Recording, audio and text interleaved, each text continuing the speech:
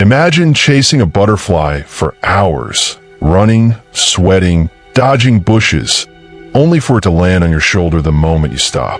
That's how happiness works. The more you chase it, the more it runs. The Stoics knew this over 2,000 years ago. While modern society is busy sprinting after joy like it's hiding behind the next paycheck, vacation, or relationship, Stoics took a very different route. They didn't chase happiness. They became it. Strange? Maybe. But by the end of this video, it'll make perfect sense. And you'll probably stop chasing butterflies too. Before we dive deep, don't forget to like and subscribe to support the journey. It helps the channel grow and keeps this Stoic wisdom flowing. And stick around till the end. You might just unlearn everything you thought about happiness. Number 1. The Stoic definition of happiness. Most people define happiness as a feeling, something you experience when things go your way. The Stoics? They saw it as a byproduct of living in harmony with reason and virtue. In other words, happiness wasn't the goal, it was the reward. Chasing it directly would be like watering a fake plant and hoping it grows. To them, true contentment came from aligning one's life with nature, accepting what you can't control and mastering what you can. That means your attitude, your actions, and your reactions. If you're angry at traffic or depressed about bad weather, a Stoic would simply say, you're choosing to suffer. And let's be honest, they had a point. Epictetus once said, there's only one way to happiness, and that is to cease worrying about things which are beyond the power of our will. Basically, you could be in a palace or a prison cell. If your mindset is wrong, you're miserable. But if your thinking is aligned with nature and virtue, you're free. Even with bad Wi-Fi. This philosophy flips everything we've been taught. Instead of asking, what will make me happy? The Stoic asks, what's the right thing to do? And ironically, doing the right thing, consistently and consciously, brings a deep, unshakable peace. Not the roller coaster of emotion we often mistake for happiness. Number 2, external pleasures are traps in disguise. We live in a world that worships external pleasures, money, fame, followers, likes. But the Stoics viewed these like junk food, tempting, addicting, and ultimately empty. The moment you become dependent on something outside yourself to feel good, you give up your power. And trust me, the Stoics weren't about to hand over the remote control of their emotions. Seneca, one of the wealthiest Stoics, had it all: money, fame, influence. But he constantly warned about being possessed by possessions. He practiced poverty regularly to remind himself he could live without it all. Imagine being so rich you could buy anything, but choosing to sleep on the floor just to stay grounded. Now that's next-level emotional discipline, or maybe extreme minimalism with style. Happiness tied to status or stuff is like renting joy with a monthly subscription. Lose the job, lose the joy, lose the partner, lose the peace. The Stoic solution? Build joy from within. Learn to enjoy the simplest things: a walk, a quiet mind, a good thought. You can't lose what you carry inside. This is why Stoics weren't anti-pleasure. They were anti-dependence. They could enjoy a good meal or a warm bath, sure, but if those things vanished, their peace didn't. That's the difference. Modern minds panic when they lose comfort. Stoics? They shrug and say, it is what it is. Let's get on with it. Number 3. Chasing emotions is like drinking salt water. Happiness, as we chase it, is often confused with excitement, pleasure, or success. But these are fleeting. Stoics believed that building a life around emotions was like building a sandcastle during high tide. It looks pretty until reality comes crashing in. Marcus Aurelius, the Roman emperor and a Stoic icon, faced constant wars, betrayal, and family deaths. Yet his journals show deep calm. How? He never expected life to be easy, and he didn't rely on emotions for meaning. If joy came, great. If it didn't, no problem. He kept working, thinking, living by principle. Modern culture has made happiness a product. Buy this, be happy. But that's like drinking salt water when you're thirsty. The more you consume, the thirstier you get. Stoics avoided this by focusing on inner discipline, clarity of thought, intentional action, and emotional regulation. If you're chasing highs, you'll crash into lows. Stoicism teaches you to level the emotional playing field. Instead of reacting to every feeling, you observe it. You choose your response. That control is real power, and ironically, that control brings peace. The butterfly lands when you stop swinging wildly at it. Number 4, the pursuit of virtue over emotion. What do Stoics chase if not happiness? One word: virtue. Living justly, acting wisely, showing courage, and maintaining temperance. These were the North Stars. They knew that a meaningful life isn't about always feeling good. It's about doing good, especially when it's hard. There's a kind of confidence that comes from doing the right thing even when it sucks. Whether it's telling the truth, walking away from toxic people, or choosing growth over comfort, these acts build something solid inside you. Stoics weren't trying to feel better. They were trying to be better. And that's what creates a kind of happiness the world can't take away. You're not faking smiles or chasing dopamine. You're rooted, stable. You know who you are. And let's be real. That's a rare superpower in a world that constantly wants to shake you. So instead of asking, what makes me happy? Try asking, what builds my character? That's what the Stoics did. And it didn't make them smile all the time, but it gave them something deeper, inner peace. And unlike mood swings, peace doesn't need an audience or a filter. Number 5, stop chasing, start living. The Stoics weren't against happiness. They just didn't think it should be the boss. When you stop chasing happiness and start living with integrity, purpose, and awareness, you find something even better: fulfillment. And fulfillment doesn't run, it stays. Ironically, when you stop needing to be happy, you free yourself to experience joy in its most honest form.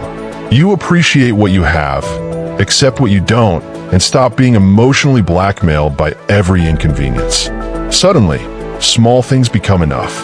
That's Stoicism's quiet magic. Laugh at your problems sometimes. Cry if you must, but don't let either emotion run your life. The Stoics smiled at storms, not because they were emotionless, but because they were unshakable. And honestly, in this chaotic world, that's the kind of peace worth chasing, if we must chase anything at all. So next time you feel tempted to chase that elusive, perfect happiness, take a Stoic pause. Ask yourself, am I living well or just feeling good? Because the former lasts, the latter fades. Number 6, control is the real joy. A key Stoic insight is this: you don't need to control the world to be at peace. You only need to control yourself. And ironically, that is the real source of joy. Most people attach their happiness to unstable things: the weather, the stock market, someone else's approval. The Stoics flipped the script. They said, happiness comes from mastering your mind, not your environment. It sounds simple, but think about it. How often do you get frustrated over things totally out of your hands? The traffic jam, the rude cashier, the Wi-Fi buffering during your favorite video. The Stoics would raise an eyebrow and ask, why are you giving these things the power to ruin your day? Good question. Honestly, once you understand that your thoughts and choices are all you truly own, you begin to find peace in unexpected places. You don't need a promotion to feel proud. You just need to show up with excellence. You don't need applause to feel worthy. You just need to act with integrity. That shift from external to internal control is the Stoics' version of winning the lottery. And here's the twist. When you stop trying to control everything, you feel more in control than ever. You stop overthinking, stop trying to fix the unfixable, and finally breathe. It's like cleaning your room, not because guests are coming, but because you enjoy the order. That inner order is happiness. Number 7, chasing happiness creates anxiety. Ever notice how the more people talk about finding happiness, the more anxious they seem? That's no coincidence. The very act of chasing happiness can create the exact opposite: stress, pressure, insecurity.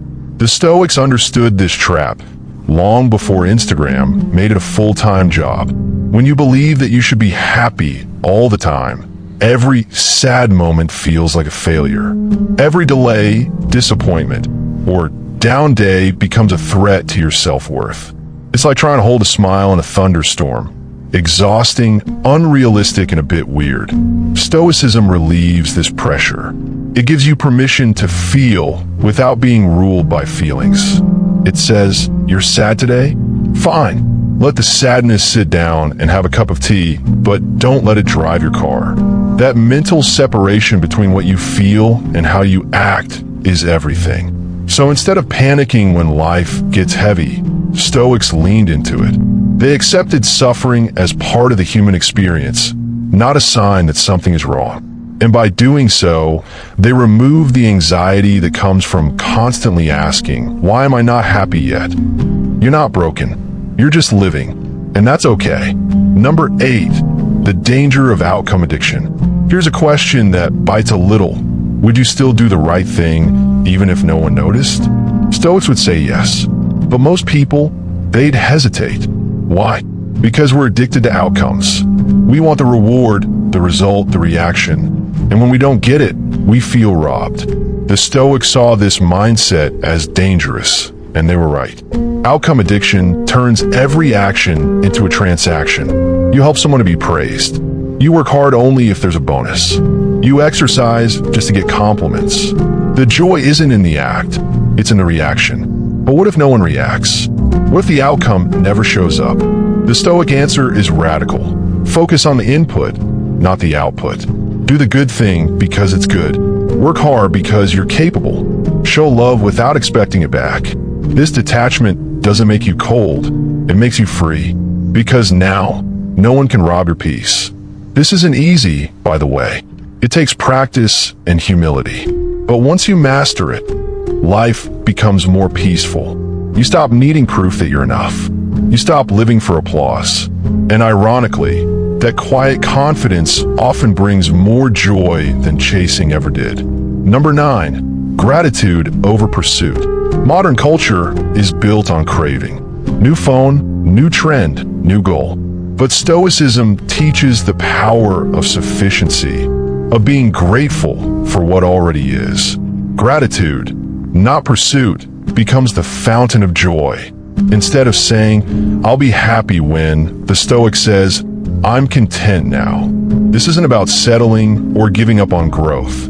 It's about recognizing that chasing more doesn't mean you'll feel more. A bigger house doesn't mean bigger peace. A bigger following doesn't mean deeper connection. In fact, too much more can crowd out the appreciation for what you already have. Seneca wrote, "It is not the man who has too little, but the man who craves more that is poor." That it's hard, because we often forget how rich we are until something reminds us. Illness reminds you how precious health is. Losing time reminds you how valuable time is. Stoicism just cuts to the chase and tells you, don't wait for loss to value what you have. Gratitude brings immediate peace. It's not flashy or viral. It doesn't come with dopamine spikes, but it's stable, it's warm, it's grounded. And in a world spinning faster every day, grounded is the new luxury. Number 10, becoming the still point in the chaos. Imagine standing still in a crowded, rushing subway. Everyone's moving fast, chasing something. And you're just breathing, calm, focused, present. That's the Stoic. They're not anti-motion, they're just not dragged by it. They've learned to become the still point in the chaos. Stoicism doesn't teach you to avoid life. It teaches you to anchor yourself so deeply that life can't knock you over. Whether people like you or hate you, whether plans fail or succeed, you remain you. Calm, clear, grounded. That stillness is misunderstood as emotionless, but in reality, it's deep emotional maturity. This doesn't mean Stoics don't feel. They feel deeply. They just don't worship feelings.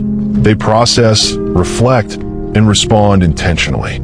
And through this, they discover something wild. Joy is often found not in highs or lows, but in balance. in the quiet in-between moments that most people rush past. So while the world runs in circles, chasing happiness like it's on sale, the Stoic walks slowly, calmly, purposefully. And in that walk, one aligned with virtue, discipline, and clarity, they discover what the rest are desperately trying to find: peace. If this deeper look into Stoicism gave you clarity, wisdom, or just a fresh perspective, please like the video, subscribe, and join this journey. We're not chasing happiness. We're living with meaning. And that, my friend, makes all the difference.